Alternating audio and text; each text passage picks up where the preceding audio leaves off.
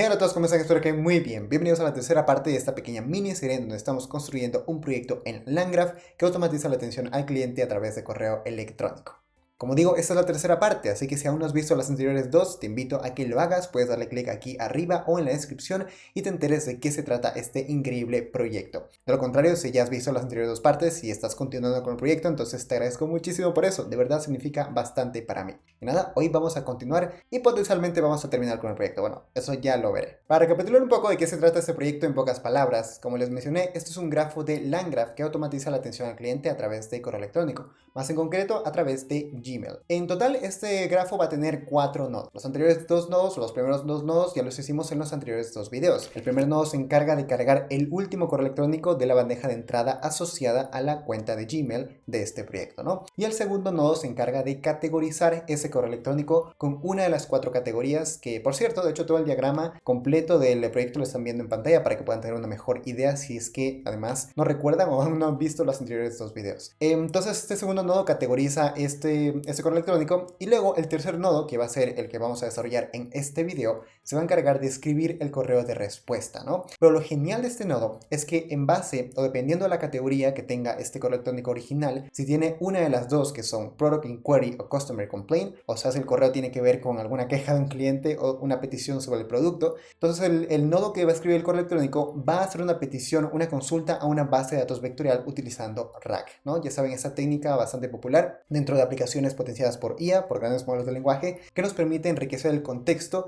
de lo que el modelo genera. Entonces va a hacer una petición a esta base de datos vectorial, en la cual por supuesto va a tener información sobre nuestro producto o servicio de esta empresa ficticia que estamos, o para la que estamos desarrollando esta solución, y en base a ese contexto pues va a escribir un correo electrónico que sea el más útil y preciso posible, ¿no? Dependiendo del correo original. Ojo, esto únicamente si ese correo es una de las dos categorías, pero si es las otras dos categorías, o sea, un Customer Feedback o Unrelated, no tiene nada que ver con ninguna categoría, entonces el nodo va a escribir un correo electrónico pues en base a esa categoría, sí, pero que no necesite tener contexto de la información de nuestra empresa, ¿no? De nuestro producto. Lo curioso de aquí es que realmente este nodo van a ser dos nodos, no va a ser únicamente un nodo. Y ya lo van a entender mejor cuando pasemos a la parte del código, porque va a ser realmente dos nodos, ¿no? Pero solamente les dejo con ese pequeño spoiler. Y luego por último, el último nodo de todos del grafo es el que se va a encargar de tomar el correo de respuesta y responder, valga redundancia, al correo original, también utilizando la API de Gmail, va a enviar ese correo electrónico como respuesta del correo original hacia el cliente y de esa manera pues hemos completado el ciclo, ¿no? O el flujo de trabajo de este grafo. Así que nada, bueno, eso por recapitular un poquito y un resumen de qué se trata el proyecto. Y ahora sí, como dije, vamos a centrarnos en este video, en el tercer nodo que se va a encargar de escribir el correo electrónico usando RAG. Veremos si también desarrollamos el último nodo que envía el correo electrónico. Lo dudo un poco, va a depender de cuánto dure este video, pero ya creo que va a durar bastante. Así que seguramente la cuarta y última parte va a estar centrada en el último nodo. A lo mejor va a ser un video mucho más corto que los anteriores y seguramente ya esté subida. Así que si quieren verla, ya saben a dónde ir. Pueden ir abajo en la descripción o darle aquí arriba si es que el video ya está subido. Que seguramente sí. Así que nada, vamos a comenzar. Vamos a darle de una al teclado y ahí los veo. Y ya estamos aquí en la terminal y también Visual Studio Code, ¿no? Bueno, lo primero que voy a hacer es activar mi entorno virtual de Python, que me parece que aún no lo he hecho. Y nada, ahora sí vamos a comenzar, o vamos a continuar, mejor dicho, con ese proyecto. Ok, lo primero que vamos a hacer, como en teoría, este nodo que va a escribir el correo electrónico también va a ser un agente de IA, o sea, va a estar potenciado por un modelo de lenguaje para escribir el correo. Y si recuerdan, aquí creamos esta carpeta de agents para ir organizando nuestros agentes, ¿no? Entonces, aquí dentro de la carpeta, vamos a crear un nuevo archivo y lo vamos a llamar email-writer. .py, ¿no? Un poco para que igual recapitular, perdón, en los anteriores videos, como pueden ver aquí, hemos creado esta función que realmente un agente de IA no es más que una función que utilizando en este caso el modelo de OpenAI GPT-4o Mini y un prompt que también definimos en una carpeta de prompts va a categorizar el correo electrónico original, ¿no? Básicamente aquí vamos a hacer exactamente lo mismo, va a ser la misma estructura, un poco más complejo porque ya van a ver por qué, pero nada. Aquí dentro de la función, ¿qué les parece? Si creamos una función que la vamos a llamar, ojo a este nombre, query or email. Y por ahora vamos a hacer un pass, porque de hecho nos vamos a centrar ahora mismo en crear la herramienta RAG. Y esta herramienta RAG no es más que un retriever, Y un retriever es básicamente igual, una función que le va a permitir a este agente pues hacer un retrieve o consultar a una base de datos vectorial en base a un query. Ojo, en base a un query que ya sea que lo podemos poner nosotros como humanos, por así decirlo, como usuarios, o un query que incluso el mismo agente puede definir, ¿no? Y es por eso que llamamos a esta función query or email, porque este agente no únicamente se va a centrar en crear un email, sino que también puede crear un query para luego consultar a la base de datos vectorial y que ésta le devuelve el contexto necesario para ahí sí escribir el email de manera correcta. Sin embargo, como esto únicamente va a pasar si es que la categoría es, como dije, Problem Query o Customer Complaint, entonces, si es que esa categoría no es ninguna de esas dos, sino es las otras dos, ya saben, Customer Feedback o Unrelated, entonces va a ser un email, ¿no? Va a escribir un email. Ya lo van a ver mejor cuando pues creemos el nodo y este nodo también lo pongamos dentro del grafo. Pero básicamente tengan en mente que este agente o esta función va a retornar ya sea un query o un email, ¿no? Un email de respuesta. Así que nada, vamos a crear justamente esa herramienta de Retriever que va a ser una consulta a la base de datos vectorial. Y también vamos a crear la base de datos vectorial. Así que dentro de esta carpeta de utils, ¿qué les parece si creamos una nueva carpeta llamada rack-utils.py? ¿Ok? Y aquí dentro vamos a importar una serie de paquetes muy útiles, que de hecho los voy a copiar y pegar porque son un poquito largos.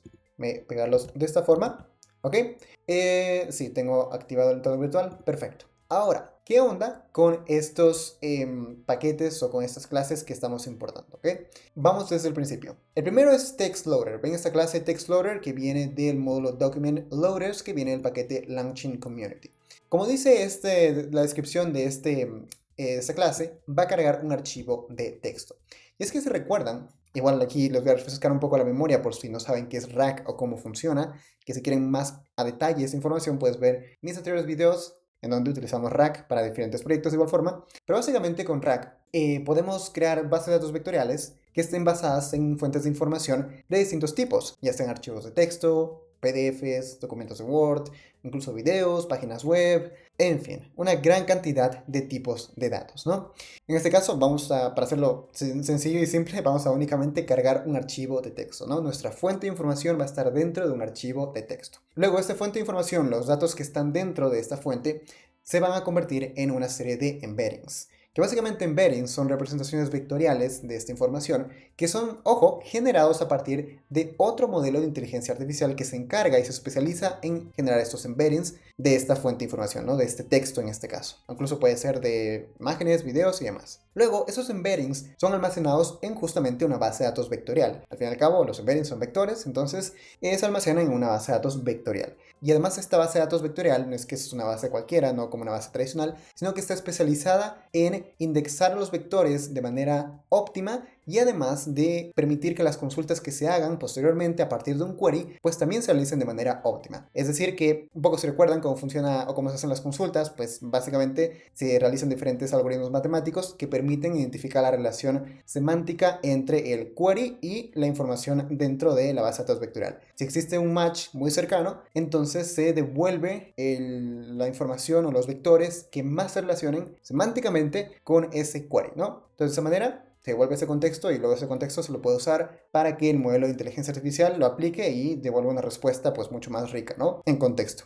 Así en muy resumen es cómo funciona Rack y lo vamos a entender muchísimo mejor cuando continuemos con esta parte.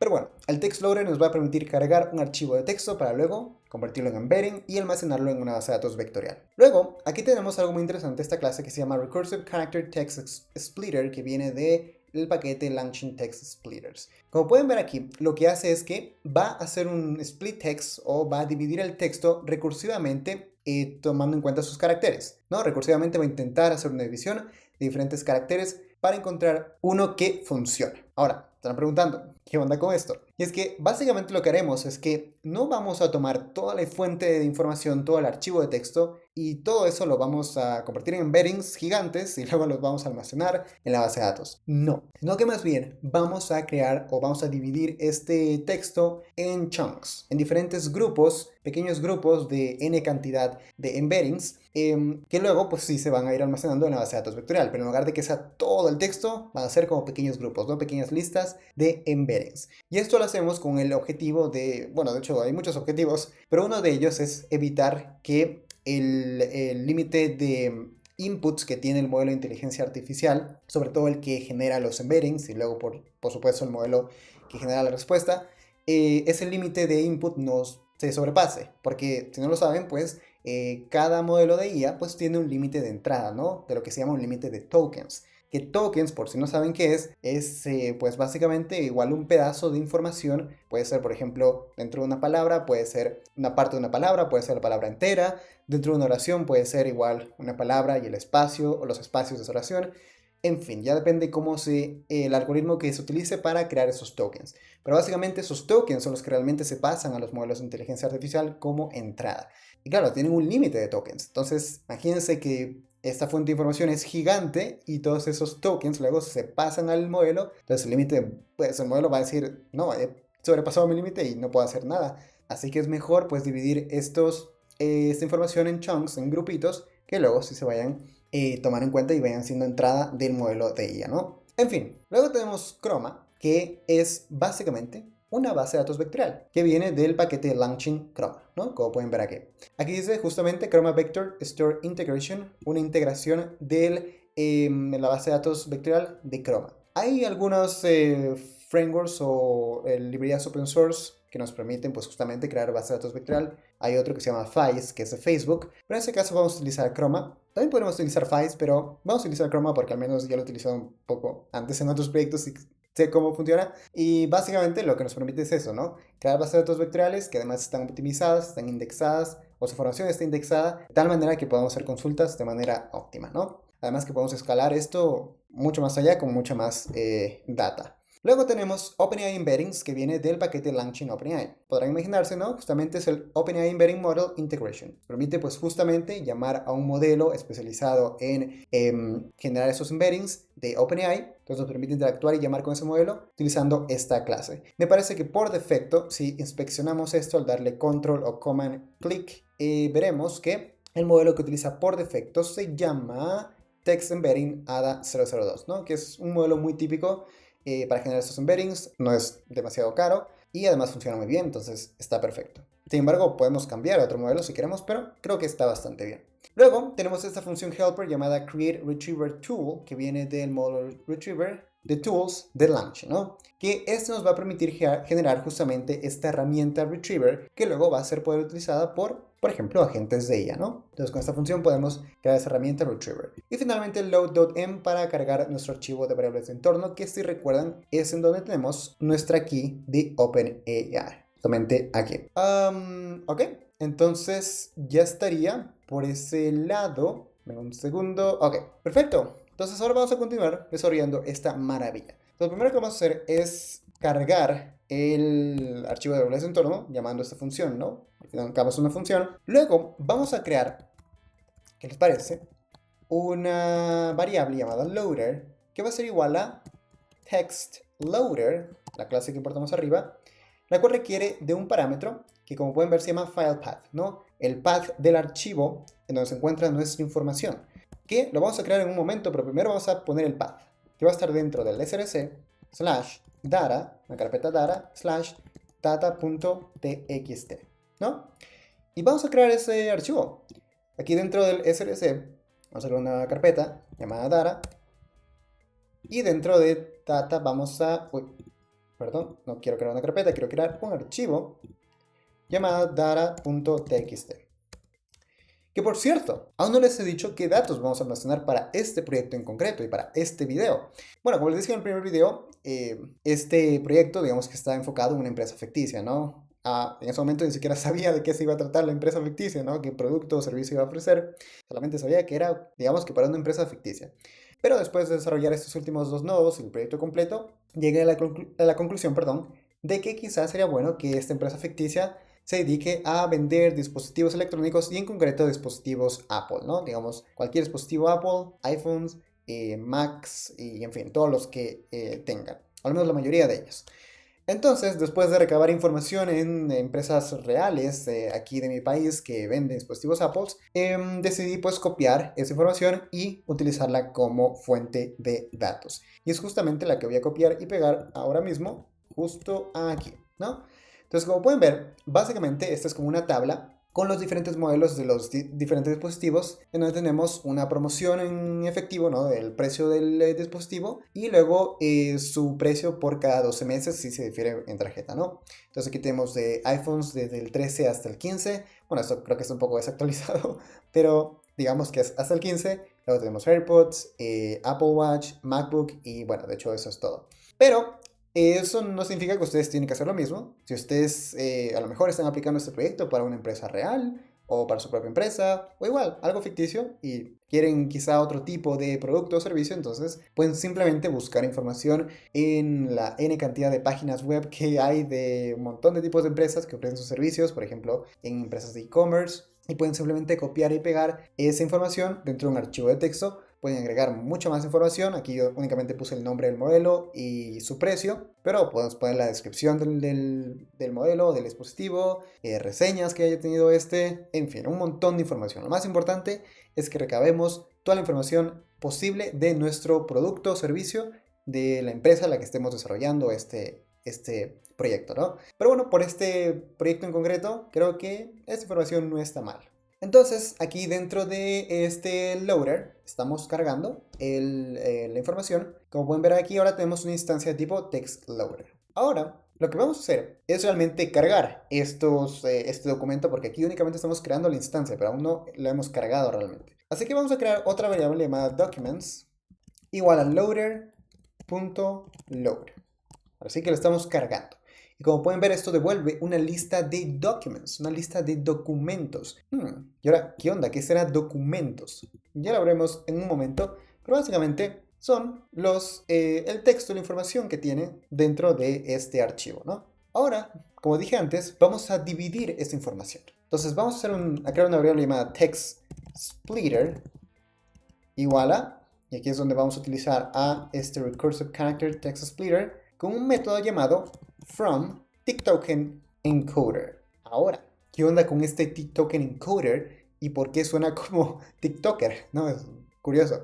Pero como pueden ver aquí dice, es un text splitter que utiliza el encoder TickToken para contar la longitud. Y es que resulta que el TickToken encoder, es una librería igual open source de OpenAI. OpenAI la desarrolló para justamente crear estos tokens que les mencioné anteriormente y que estén ajustados a los propios modelos de OpenAI, ¿no? Para evitar que estos tokens, por ejemplo, sobrepasen el número de tokens que luego requiere o que tiene límite un modelo de OpenAI, ¿no? Entonces, con esta librería open source, con este método, TickToken encoder, podemos crear o generar esos tokens en base a la información que tenemos, ¿no? Pero bueno, esos tokens se tienen que generar en base a una configuración o una serie de parámetros. Entonces, estos parámetros van a ser los siguientes, así que vamos a poner aquí un enter para que se vea mejor. Y el primero se va a llamar chunk-size.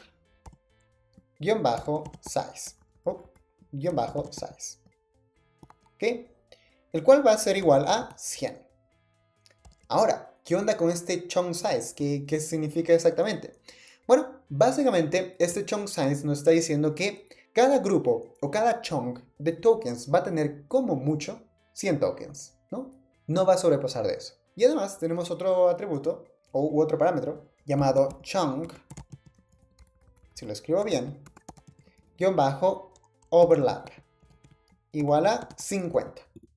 ¿Y esto qué significa? Eso significa que el siguiente chunk que vamos a tener, los primeros 50 tokens van a ser los últimos 50 del chunk anterior. Por eso ponemos la mitad de 100, ¿no? Es decir, por ejemplo, en el primer chunk tenemos 100 tokens. El siguiente chunk va a tener los últimos 50 tokens o la segunda mitad del anterior chunk. Esa segunda mitad va a ser la primera mitad del siguiente chunk, ¿no? Se están como haciendo un overlapping o sobreponiendo. Ahora, ¿por qué hacemos esto? ¿No? ¿Cuál es el objetivo? Y eso lo hacemos con el objetivo de que cada chunk tenga contexto del anterior. Si se fijan, bueno, exceptuando el primero, pero porque es el primer chunk, no es el inicio de la información, los siguientes tienen una parte, la mitad de contexto del anterior chunk. De esa manera, si por ejemplo tenemos información que está interconectada, ¿no? Diferentes párrafos, oraciones y demás, que están interconectadas y tienen contexto entre sí, entonces este contexto no se va a perder dentro de cada chunk, sino que lo vamos a mantener. Y ahora a lo mejor se estarán preguntando, si es que se preguntan muchas cosas, ¿por qué 100 y por qué 50? ¿No? ¿Por qué no otros números? Bueno, después de investigar esto un poco, llega a la conclusión de que son números probados, son números usuales que sirven para la mayoría de casos que se utiliza RAC, ya que es un número ideal en donde no perdemos contexto, pero tampoco tenemos demasiado contexto de información, ¿no? Como contexto completamente innecesario. Porque, por ejemplo, si este chunk size fuera de un número mucho más grande, significa que tendríamos mucho más tokens, ¿no? Imagínense 200, 300 máximo dentro de cada grupo. Y al fin y al cabo, si tenemos demasiados tokens de nuevo, podemos llegar a sobrepasar el límite de entrada del modelo. De lo contrario, si tenemos pocos tokens, pues estaríamos perdiendo contexto, no tendríamos información interrelacionada, y lo mismo con el chunk overlap. Si este número es muy pequeño, pues lo mismo, estaríamos perdiendo contexto dentro de cada chunk, y si es un número muy grande, a lo mejor habría demasiado contexto redundante que no es necesario y otra vez puede sobrepasar el límite de chunks de tokens dentro del modelo, o las consultas pueden ser no demasiado correctas, en fin. Entonces 100 y 50 son ideales para la mayoría de casos de uso. Ojo, quizás si hay casos de uso en donde más específicos, en donde a lo mejor necesitamos más contexto o menos contexto, algo un poco más concreto, información más concreta, a lo mejor habría que modificar estos valores. Pero por ahora, para este caso, después de haberlo probado también, está perfecto. Ok, ahora aquí debajo vamos a crear otra variable llamada docs-splits, porque aquí es donde vamos a hacer un split de estos documentos de acá arriba. Esto va a ser igual a textsplitter.split documents, donde vamos a hacer un split de, por supuesto, estos documentos de acá arriba, ¿no? Al final vamos a obtener, otra vez una lista de documentos, pero en donde ahora cada documento es realmente, o se hace un split, una división de cada uno de estos documentos, ¿no? De hecho, ¿qué tal? Porque somos muy curiosos, ya saben, en este canal, ¿qué tal si inspeccionamos este método split documents? Hacemos control click o command click. Aquí podemos ver la definición de este dentro del paquete de Launching Text Splitters. Y miren, aquí justo tenemos el tipo documents. Vamos a también hacer inspeccionar ese documents con control click. Y que tenemos la clase document que dice que es una clase para almacenar piezas de texto y metadata asociada, ¿no? Justamente es la pieza de texto de información que tenemos dentro de este archivo. Entonces aquí podemos ver su definición de esta clase. ¿Ok? Vale. Ahora, déjenme cerrar esto para que no haga mucho ruido. Aquí abajo vamos a crear la base de datos vectorial. ¿Ok? Vamos a crear una variable llamada vector store igual a, viene Chroma, por supuesto, y vamos a crearla a partir de este documento, o de estos documentos, mejor dicho. Entonces vamos a decir from documents, el método from documents, que requiere de unos cuantos parámetros. El primero es justamente los documentos que queremos utilizar para que se almacenen dentro de la base de datos, que en este caso va a ser documents igual a doc splits, ¿no? Los documentos, pero divididos. Luego, otro parámetro que se llama embedding, que va a ser qué modelo de IA que genera embeddings queremos utilizar. En este caso, por supuesto, vamos a utilizar el OpenAI Embeddings, ponemos paréntesis, y usamos los valores por defecto para generar los embeddings. Finalmente, vamos a utilizar otro parámetro llamado persistDirectory, que va a ser igual a un string ./chroma-db.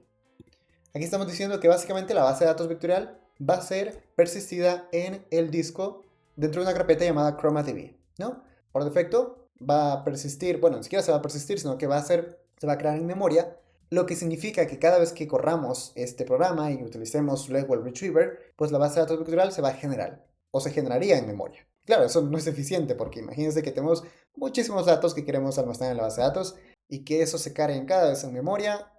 No me gusta mucho eso, así que es mejor que se persista en este directorio, en esta carpeta, que lo llamamos de esta manera, ¿no? Así que cada vez que lo usemos, pues ya no se va a cargar, sino que vamos a consultar dentro de esa carpeta. Perfecto, de esta manera súper fácil creamos el vector store a partir de estos documentos. Ahora vamos a crear el retriever, la herramienta que usaremos para consultar a esta base de datos vectorial. Entonces vamos a decir retriever igual a vectorstore.asRetriever, este método de acá, en donde vamos a pasarle únicamente un diccionario de parámetros usando este placeholder llamado search quars igual a, ponemos el diccionario en donde la única key va a ser k y su valor va a ser, ¿qué les parece? 3. Ahora, ¿qué está pasando aquí? ¿Qué significa esto? Bueno, primero estamos creando este retriever a partir de este método llamado asRetriever, ¿no? Que viene de vector. Y luego le estamos diciendo que vamos a devolver los resultados que estén dentro del top 3 resultados que más semejanza tengan con el query original, ¿no? ¿Por qué usamos 3 y no 1, 2, 4, 5? En fin, un poco similar a estos parámetros. 3 funciona bien para la mayoría de casos de uso, ¿no? Tenemos los 3 resultados que más similaridad tienen con el query y nos pueden ayudar a agregar más contexto al resultado final. Si ponemos 1, únicamente tenemos un resultado que sí, es el que más se parece, pero ¿qué tal si realmente también hay otros 2 que también se parecen y nos pueden ayudar a agregar más información útil a nuestro resultado, ¿no? Ya saben que mientras más contexto tengamos, mejor va a ser el resultado. Entonces 3 está bastante bien. Igual recuerden que esto va a impactar al uso que le demos a nuestro modelo de IA, ¿no? Mientras más data de entrada tenga el modelo, pues va a costar un poquito más. Así incluso sea GPT-4 o Mini, que es bastante barato. Pero en fin, mejor mantenerlo en 3. Así que eso. Pero bueno, por último, no basta con tener el retriever, tenemos que hacer que esta sea una herramienta para ser usada en un agente de IA de LangChain. Así que vamos a crear otra variable llamada retriever-tool igual a, aquí es donde viene la función createRetrieverTool, que necesita al menos 3 parámetros, ¿no? El primero es el retriever que creamos, que es este de acá. El segundo parámetro es simplemente el nombre de esta herramienta, lo vamos a llamar retriever o retrieve products and services information, ¿no? Es decir, cómo va a devolvernos información de productos y servicios. Y por último, una descripción de esta herramienta. Vamos a llamarla como search and return information about products or services. ¿Ok? Y es muy importante que tanto el nombre como la descripción de la herramienta pues sean muy descriptivos porque estos van a ser pasados al modelo de lenguaje que va a utilizar esta herramienta. Entonces, si este modelo tiene contexto de qué se trata esta herramienta, pues mucho mejor, ¿no? Perfecto. Finalmente vamos a crear una función que va a servir como una interfaz para poder utilizar esta herramienta. Así que vamos a llamarla algo como getRetriever-tool, que va simplemente a devolver, hacer un return de retriever tool, ¿no? De esa manera, en lugar de usar directamente el retriever tool, vamos a llamar a la función y supongamos que luego agregamos otros retrievers o cambiamos el retriever o yo qué sé, únicamente tenemos que cambiar este return y ya, y luego no tendremos que cambiar nada más luego del código porque esta sería la función que va a ser utilizada en otras partes del proyecto, ¿no? Perfecto, ya estaría. Eso sería todo por este rack utils, no nos queda nada más. Así que vamos a regresar a nuestra carpeta de agentes y vamos de nuevo al email writer. Y vamos a importar este rack utils, o este retriever mejor dicho. Entonces vamos a decir que from y utils.rackutils vamos a importar getRetrieverTool, ¿no? La función que acabamos de crear. Ok, vale. Ahora sí que vamos a desarrollar este query or email, esta función. Pero aquí sucede algo interesante. Como le dije al inicio, realmente este agente y luego estos nodos no va a ser únicamente un nodo que va a escribir el email, sino que van a ser 2. El primero es este de aquí, que va ya sea a generar un query o un email dependiendo de la categoría. Pero luego va a ser el segundo, que ese sí que se va a encargar única y exclusivamente en crear el email de respuesta de manera estructurada e incluso con contexto que viene de la herramienta Rack y de la base de datos vectorial. Si es que hay contexto, por supuesto, porque al fin y al cabo solo hay contexto si es que son las dos categorías que mencioné antes, ¿no? De lo contrario, pues no hay contexto, se crea el email correctamente. Pero al fin y al cabo, esa función o esa agente se va a encargar de escribir el email de manera estructurada. Así que, ¿qué tal si incluso ya la creamos esta función aquí abajo, y la vamos a llamar algo como write-email-with context, ¿no? Para decir que efectivamente va a crear un email con contexto. Por ahora va a ser un paso. Ahora, a lo mejor se estarán imaginando que si es que ambas funciones van a escribir un email, la única diferencia es que una de ellas va a usar rack, pues seguramente el código va a ser muy similar, ¿no? Puede que se repita incluso. Entonces, para evitar eso y mantener las buenas prácticas, vamos a crear una función helper dentro del mismo archivo que se va a encargar de justamente crear esta agente de ella y condicionalmente darle esta herramienta rack a la agente si es que lo necesita, ¿no? Entonces aquí arriba de estas funciones vamos a crear una nueva función llamada def-create-email-writer-tool, load-chain. Solamente va a ser una cadena de LangChain, como básicamente la que creamos aquí en el categorizer, ¿no? Si ven, devuelve una cadena de LangChain que va a permitirnos escribir este email, ¿no? Quizás estarán preguntando por qué ponemos un guión bajo al inicio del nombre. Bueno, esto es una convención de Python y me parece que otros lenguajes de programación nos estamos diciendo que esta función va a ser usada única y exclusivamente en este archivo. No lo vamos a utilizar en ningún otro lado más. Aunque para el intérprete de Python esto no tiene nada que ver porque igual la podemos importar donde sea. Bueno, por buena convención lo hacemos de esta forma. ¿Ok? Ahora, esta función necesita, yo diría, dos parámetros. El primero se llama use-rack, que va a ser de tipo bool, va a ser un booleano. Y el segundo va a ser useStructure output, que también va a ser de tipo booleano, ¿no? ¿Ok? Y de esta forma pues vamos a poder identificar si es que al llamar esta función tenemos que usar la herramienta rack o no. Vale. Así que lo primero que vamos a hacer, de hecho, es importar cosas importantes, como por ejemplo esta de acá. Voy a simplemente copiar y pegar, que es el chat OpenAI, igual de LangChain OpenAI, lo que significa que también tenemos que importar el load.m para poder cargar la variable de entorno. Y listo por ahora. Entonces primero, de hecho, vamos a cargar la variable de entorno, vamos a hacer un load.m. Y aquí dentro, ¿qué les parece si también ponemos un docstring para empezar a poner y usar esas buenas prácticas, ¿no? Un docstring, si no saben, es básicamente una descripción de la función, que de hecho la voy a copiar y pegar. Realmente estamos diciendo que crea un email writer chain con la configuración, o que es configurable con rack, y una estructura o una salida estructurada, ¿no? De la función. Por aquí vamos a crear el LLM, que vamos a utilizar con LLM igual a chat OpenAI, que por supuesto es el mismo GPT-4 o mini que hemos usado siempre. ¿Ok? Vamos a decir que si useRack, perdón, no es useRack, ¿por qué uso useRack? Es useRack. If useRack, si tenemos que usar rack, si esto es verdadero, entonces vamos a utilizar el LLM y ahora este va a ser igual al LLM.bindTools. Vamos a agregar herramientas que puedo usar, que va a ser una lista de herramientas, que en este caso esta lista de herramientas va a ser la que obtenemos de getRetrieverTool, ¿no? Aquí vamos a llamar a la función y obtenemos la herramienta. ¿Ok? Luego, aquí abajo, vamos a crear en sí el prompt template de este email writer. Entonces vamos a llamar email writer-prompt-template igual a, y aquí de hecho tenemos que importar a prompt template, que déjenme importarlo por aquí arriba, ¿no? De prompts LangChain core, vamos a importar a prompt template. Entonces prompt template, abrimos paréntesis, e igual como lo hicimos en el anterior agente, necesitamos un template y también un input variables, que aún no tenemos.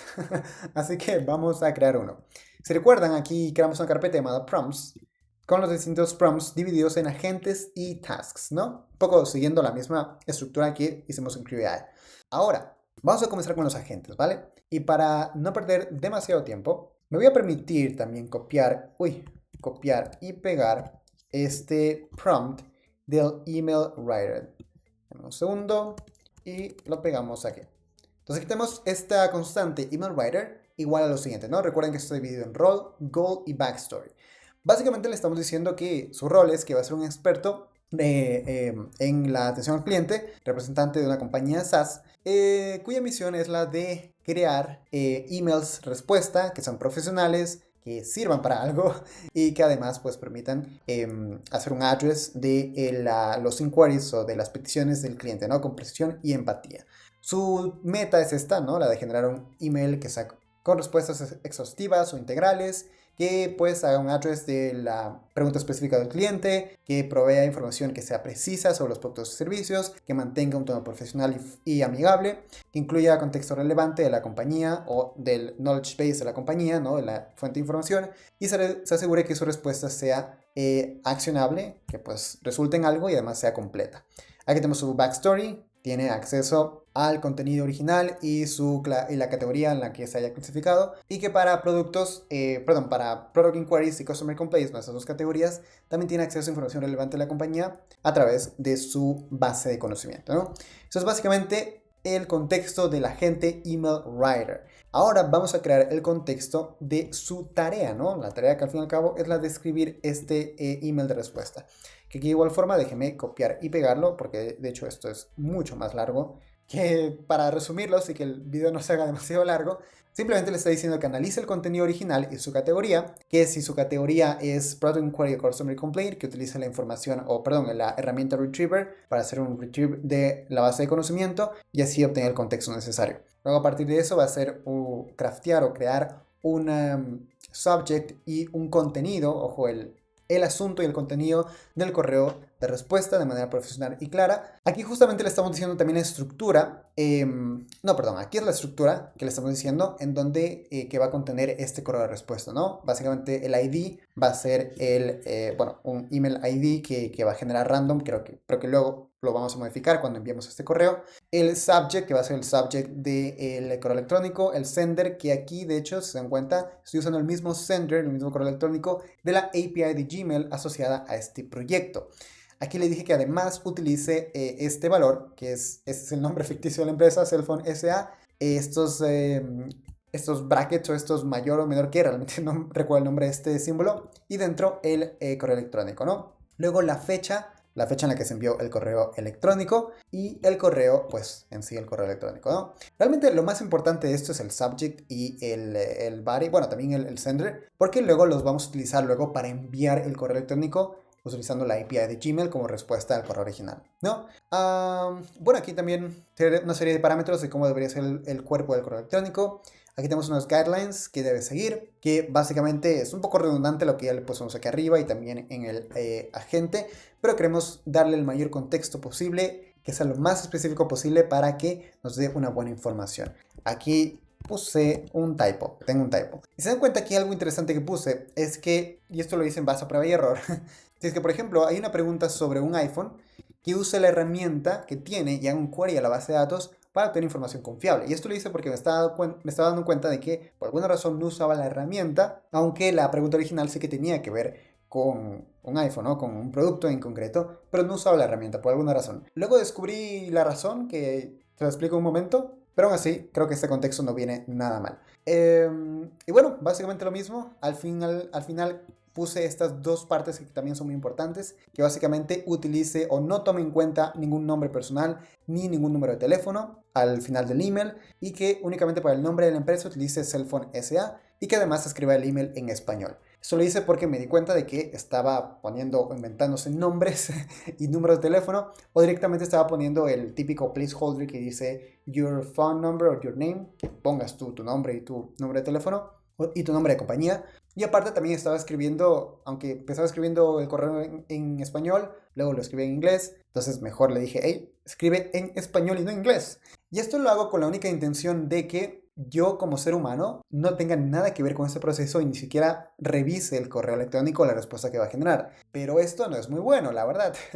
Porque se ponen a pensar realmente, si estamos automatizando un proceso como este, que es la respuesta al soporte al cliente, sí, queremos darle esa autonomía casi total a esta herramienta y que nosotros ni siquiera tengamos que preocuparnos por ello, ¿no? Pero al fin y al cabo esto no es tan realista del todo, sobre todo si estamos lidiando con problemas que tengan clientes. Quizá este ejemplo no es demasiado importante porque, bueno, al fin y al cabo es una empresa ficticia que vende celulares y tal. Pero imagínense que es algo mucho más crítico y queremos que la respuesta sea la más precisa posible. Entonces, lo ideal sería tener un paso intermedio en donde entre que el nodo genera el correo de respuesta y se envía, en el medio un ser humano revise esa respuesta, ¿no? Entonces, si esa respuesta, si ese correo efectivamente está correcto, está perfecto, todo se ve muy bien, ahí sí, envíalo. De lo contrario, hey, repite el proceso con estos parámetros, con esas correcciones. Y de hecho hay una herramienta dentro del LangGraph que nos permite hacer eso, ¿no? Que nos permite observar cuál es el flujo, cuál es la respuesta que tienen estos nodos, que se llama Langsmith. Que si quieren podemos hacer un video sobre eso más adelante, ¿no? Pero por ahora, para este ejemplo, aunque no es lo recomendable, vamos a dejar que este nodo tenga full autonomía y que sin revisar el correo de respuesta lo envíe después, ¿no? Entonces por eso me quiero asegurar de que ni siquiera pongan nombres personales, ni número de teléfono, ni nada de eso. Luego aquí le estamos dando pues justamente la categoría del email original con estas variables, el contenido también y el contexto adicional, si es que hay contexto adicional, ¿no? Y ya, Ahora, aquí dentro del Thunder init de la carpeta prompts, vamos a importar aquí arriba a email writer y a email writer task. Aquí vamos a crear, como lo hicimos ya antes, este email writer prompt igual a esta F y vamos a simplemente copiar, pegar esto de acá, de esta forma, y el email writer task, ¿ok? Lo que significa que aquí dentro del email writer en agents vamos a importar eso de aquí. Vamos a decir que from, vamos a importarlo aquí arriba, mejor. From prompts, vamos a importar email writer prompt, ¿no? Perfecto. Entonces aquí dentro del template vamos a, por supuesto, poner a email writer prompt. Y dentro de input variables, este es un array de las variables de entrada que espera este prompt. Que básicamente serían las que pusimos al final. En minúscula. Email category. Email content. Y también context. Le pusimos context, ¿verdad? Déjenme simplemente comprobarlo. Sí, context. Ok. Email writer chain, ¿no? Ok, perfecto, perfecto. Ahora aquí debajo vamos a preguntar que si useStructureOutput, si esto es verdadero, entonces vamos a hacer lo siguiente. Oh, perdón, aquí antes de eso me olvidé algo, y es que aquí vamos a crear la cadena base de este agente. Entonces vamos a decir email writer chain igual a, y aquí se recuerda como lo hicimos antes con el categorizer, vamos a utilizar el prompt template como entrada de el LLM, ¿no? Y con este pipe nos va a devolver una cadena. Pero si queremos que esto tenga una estructura, la respuesta sea una estructura que básicamente sea el email final, entonces vamos a actualizar este email writer chain, en donde ahora va a ser igual a, sí, el email writer prompt template con el pipe al LLM, pero aquí viene un método with structure output, el cual, si recuerdan, igual como lo hicimos en el categorizador, requiere de una clase, por lo general de Pydantic, para poder devolver esta estructura. En el categorizer lo que hicimos fue crear una clase justamente para eso que se llama categorizer email output, que es una de estas clases de aquí. Pero en este caso, como realmente queremos que devuelva un correo electrónico, y si recuerdan, creo que en el segundo video, aquí dentro del state ya creamos esta clase email que viene también de Pydantic, ¿no? Del base model. Entonces, ¿qué les parece si usamos este como nuestro structure output, ¿no? Entonces, aquí dentro de los imports vamos a decir, aquí debajo, from state, vamos a importar email, ¿no? Y aquí dentro del paréntesis le ponemos email. ¿Ok?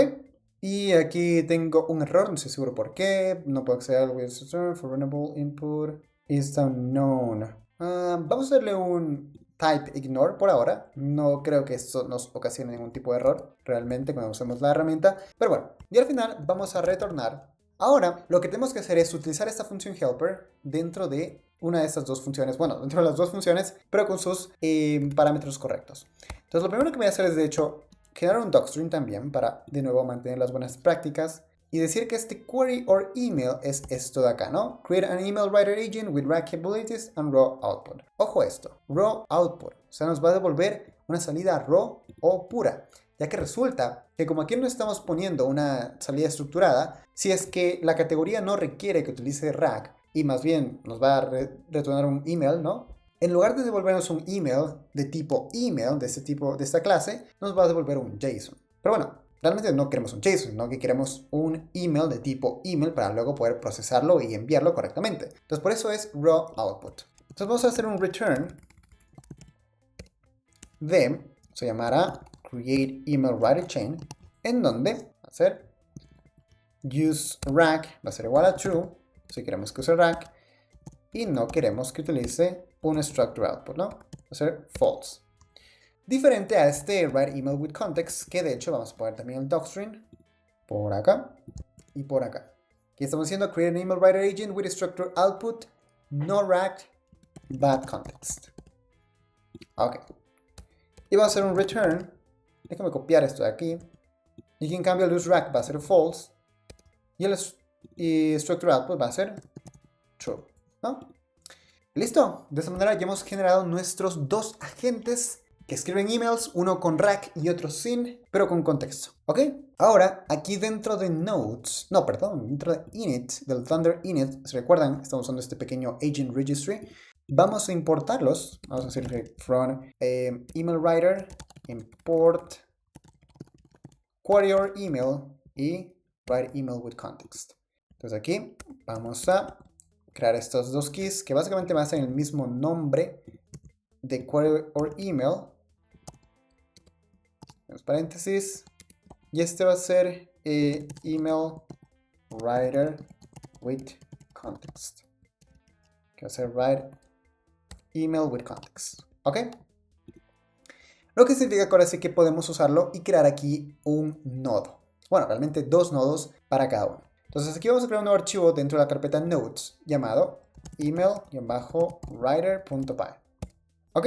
Y aquí se viene algo curioso. Como técnicamente vamos a utilizar estos dos agentes que se parecen mucho, la verdad. También, de nuevo, se puede llegar a repetir código y tal. Así que vamos a crear unas cuantas funciones helper, que también van a ser privadas y únicamente lo vamos a utilizar dentro de este módulo para evitar esa repetición del código, ¿no? Así que lo primero que haremos es, de hecho, importar a agents, from .agents. Vamos a importar a agent registry. También from .state vamos a importar a la graph state porque lo vamos a necesitar y también a email, a la clase email, ¿ok?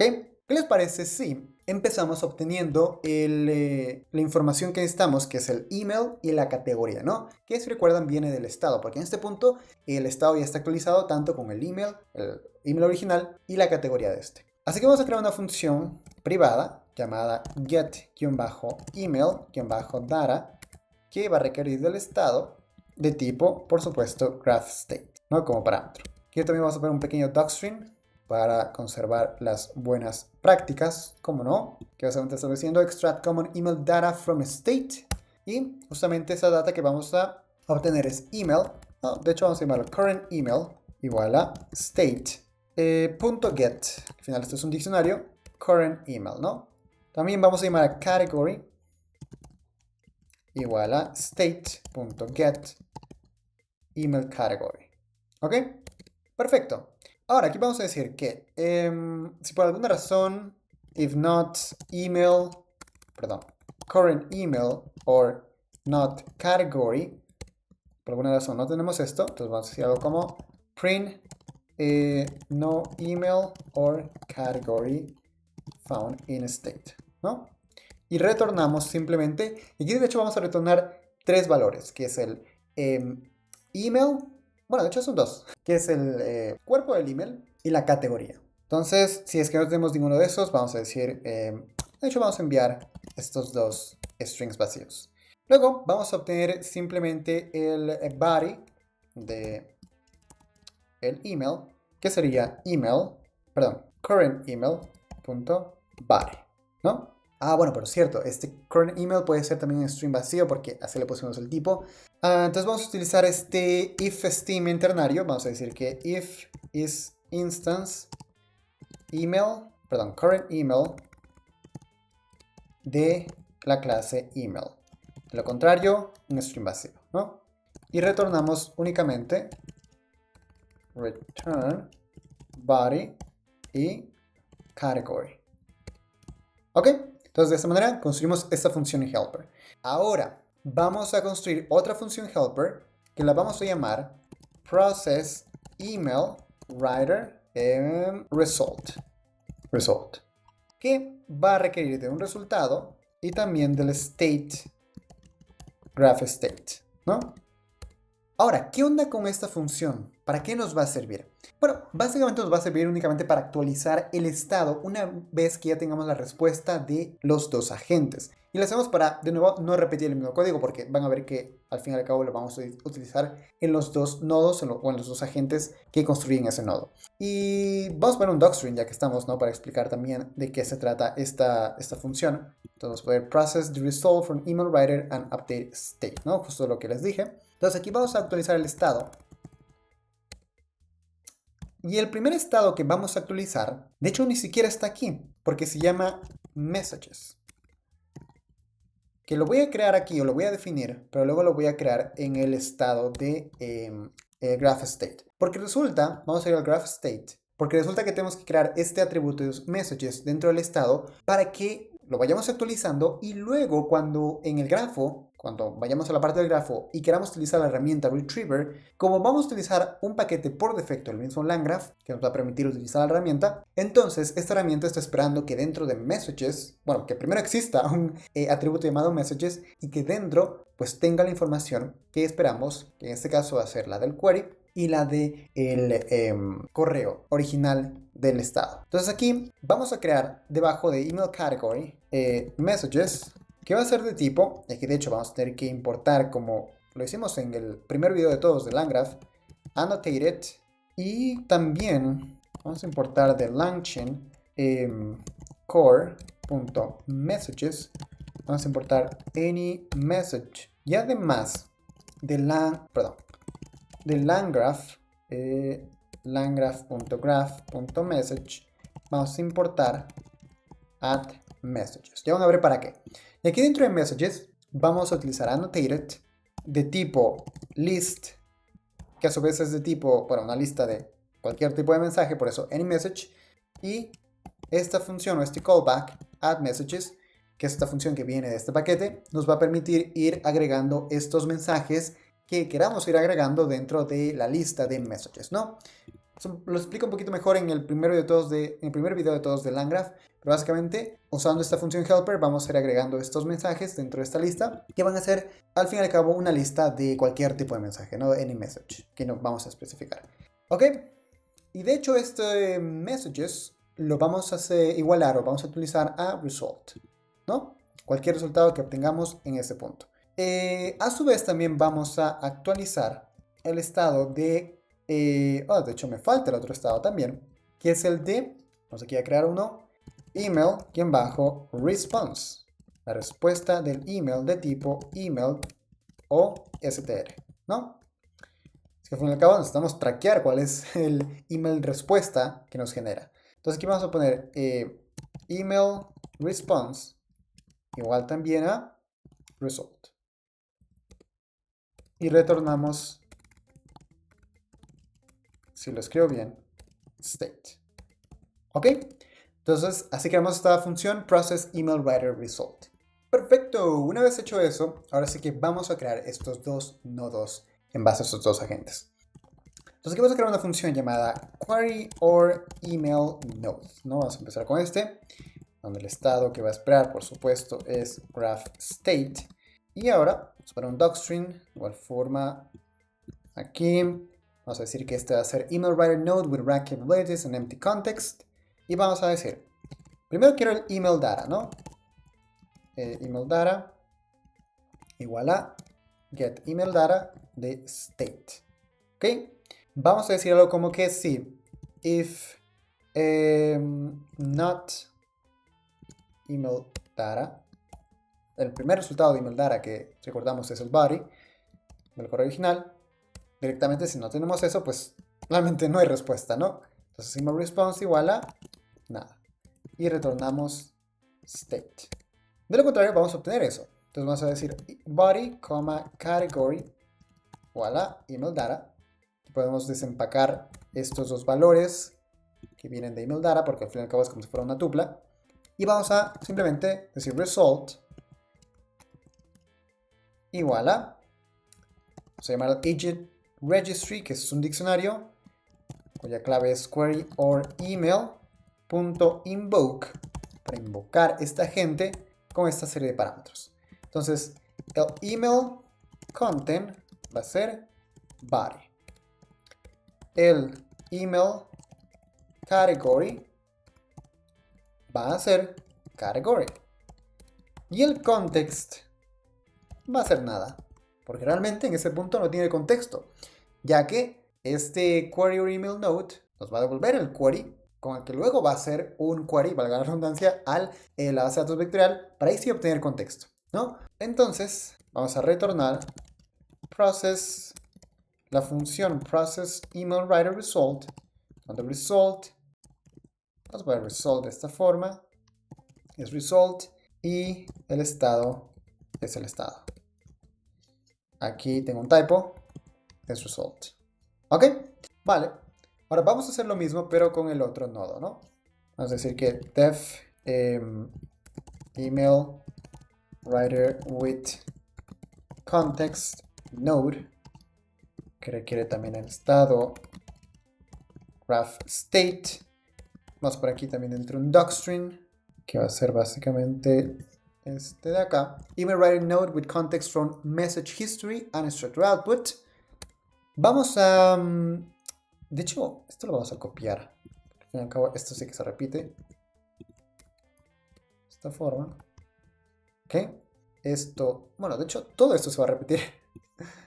Pero de una manera diferente. Esperen que lo copie todo. Acá. Ok. Ahora, aquí la única diferencia realmente va a ser el context. Porque este nodo sí que va a tener contexto. Pero ¿de dónde viene ese contexto? Viene lo siguiente. Vamos a crear una variable llamada context igual a state.get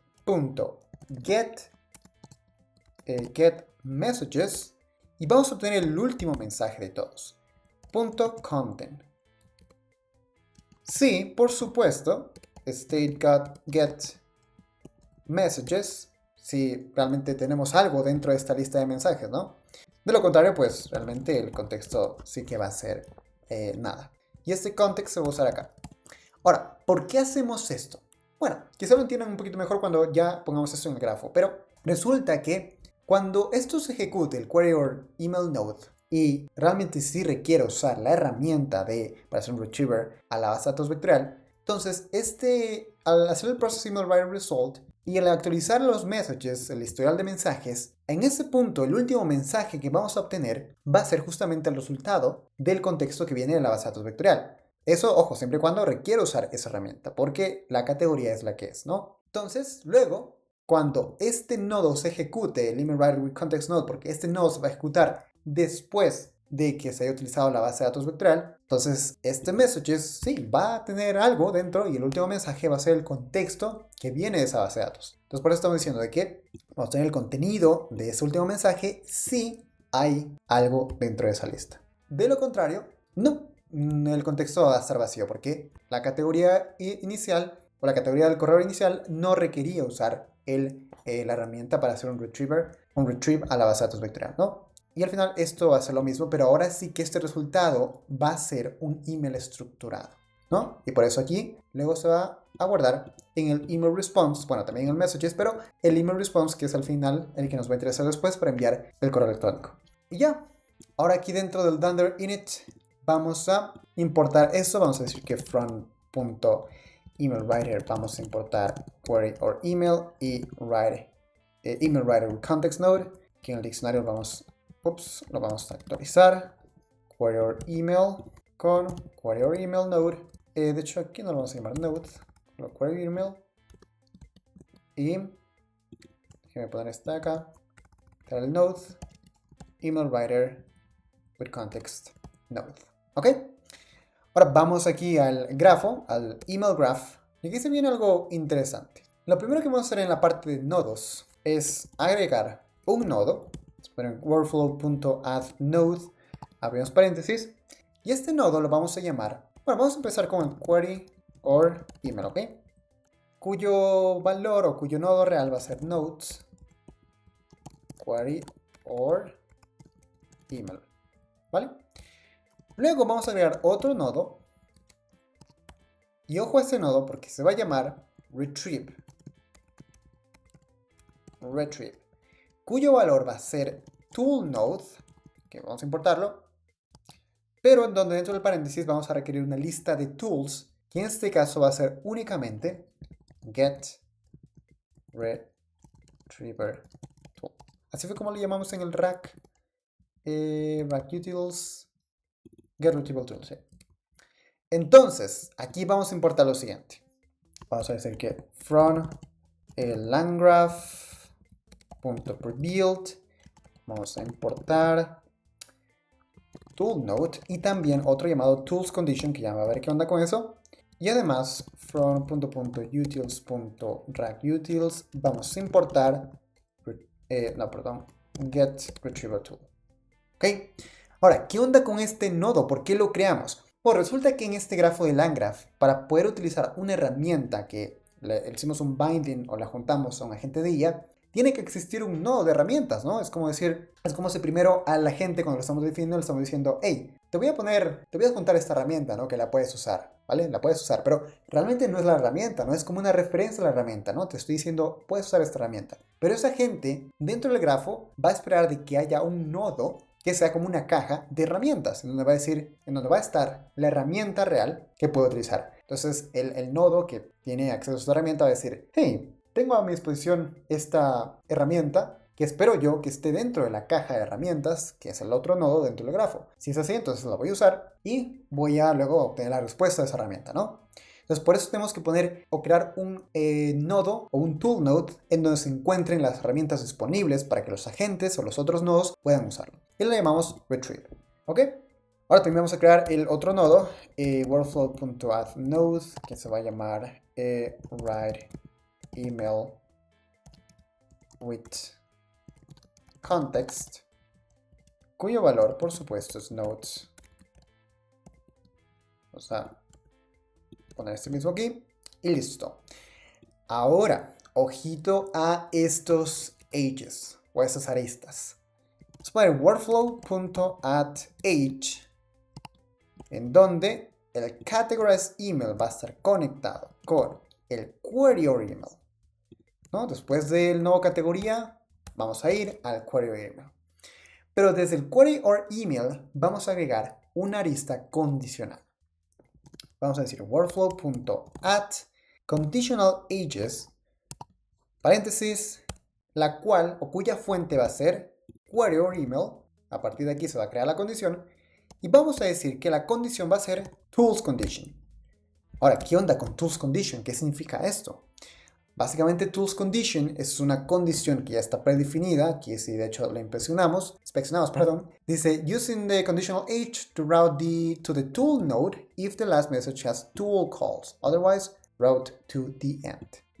Es decir, que esta condición nos está diciendo de que si el nodo fuente desde la cual parte requiere llamar a una herramienta, entonces va a enrutar ese flujo al tool node, al nodo herramienta. De lo contrario, no lo va a hacer. Pero ojo, if the last message has tool calls, el último mensaje del historial de mensajes que creamos. Por esa razón, les dije que aquí en el email writer node, en este query email, si la categoría lo requiere, este nodo va a llamar a una herramienta. Entonces, al procesar su herramienta, al obtener su resultado, ese resultado va a contener tanto el query que genera el agente como la llamada a la herramienta.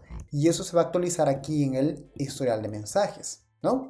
Entonces, el tool condition va a decir, hey, el último mensaje, el historial de mensajes, tiene una llamada de herramienta y además tiene un query. Entonces voy a enrutar esto al tool node, que seguramente tiene una lista de herramientas en donde una de esas herramientas es justamente un retriever para consultar una base de datos vectorial. Y luego, por supuesto, este nodo nos va a devolver el contexto de esa base de datos vectorial que fue consultada en base a también el query del nodo base o del nodo source, que en este caso está acá. Entonces, claro, aquí luego tenemos que poner un diccionario que nos va a hacer el enrutamiento que va a tener. Entonces, si la condición es verdadera, si tenemos que llamar a una herramienta, entonces vamos a decir tools, es el nombre de la condición que devuelve este tools condition, say tools, que de hecho lo podemos ver aquí abajo, en este montón de cosas, como pueden ver, return tools, porque tenemos que llamar a una herramienta.